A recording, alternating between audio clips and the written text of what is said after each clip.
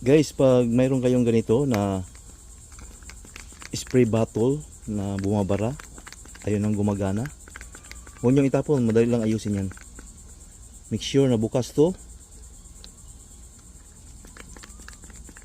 at pisil-pisilin mo to guys, no? O, nakita mo lumalabas na yung tubig, nawala na yung bara niyan.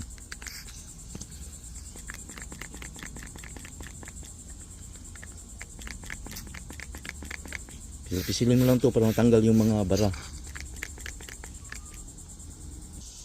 Yan guys, oh, gumagana na uli, oh. Wala nang bara. I-adjust mo lang kung anong gusto mo. Diba? Huwag niyong itapon. Basta ang gawin mo, pisil-pisilin lang